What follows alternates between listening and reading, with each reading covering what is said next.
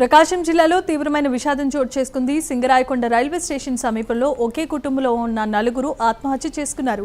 ఈ ఘటన స్థానికంగా కలకలం రేపింది. రైలు కింద పడి తల్లిదండ్రులతో సహా ఇద్దరు చిన్నపిల్లలు మృతి. పోలీసులు కేసు నమోదు చేసుకుని దర్యాప్తు మొదలుపెట్టారు.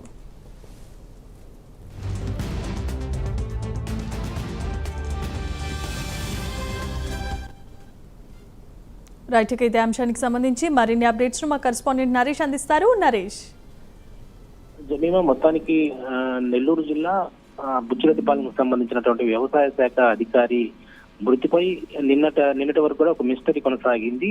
దీని హరికృష్ణ మృతిపై అనుమానం వ్యక్తం చేసినటువంటి హరికృష్ణ ఎవరైతే ఉన్నారో ప్రస్తుతం ఆయన సింగరాయకొండ రైల్వే స్టేషన్ సంబంధించిన పరిధిలో కుటుంబ సభ్యులతో పాటు ఇద్దరు కుమారులు భార్యతో పాటు ఒక్కసారిగా గూడ్స్ రైలు వస్తున్నటువంటి నేపథ్యంలో ఫోన్ లో మాట్లాడుతూ ఎవరికి డౌట్ రాకుండా గూడ్స్ రైలు దగ్గరికి రావడం, ఒక్కసారిగా కుటుంబ సభ్యులంతా కూడా ముందుగా ఇది ఒక ప్లాన్ ప్రకారం ఆత్మహత్యకు పాల్పడాలని చెప్పి అందరికీ భార్యాభర్తలకు తెలిసినట్టుంది. ఇద్దరు పిల్లలను కూడా తోసేసి అతను కూడా నలుగురు ఒక్కసారిగా కూడా ట్రైన్ కింద పడడంతో నలుగురు కూడా మృత్యువాత పడ్డారు. ఇది అత్యంత బాధాకరమైన విషయం అని చెప్పుకోవాలి. ఎందుకంటే మృతుడు ఎవరైతే హరికృష్ణ ఉన్నాడో వాళ్ళ బావ సొంత మేనమావ అతను శ్రీహరి వ్యవసాయ శాఖ అధికారి బుచ్చిరెడ్డిపాలెంలో పనిచేస్తున్నాడు. సో అతన్ని హతమార్చాడు ప్లాన్ ప్రకారం. ఎందుకంటే అతని ఆస్తి కోసమా లేకపోతే ఏదనే కోణంలో కూడా A1 ముద్దాయిగా కూడా అతన్ని ప్రస్తుతం పోలీసులు కేసు నమోదు చేస్తున్నారు. మరి ఈ వ్యవహారం బయటపడిన తర్వాత పరువు పోతుందనే ఉద్దేశంతోనో లేకపోతే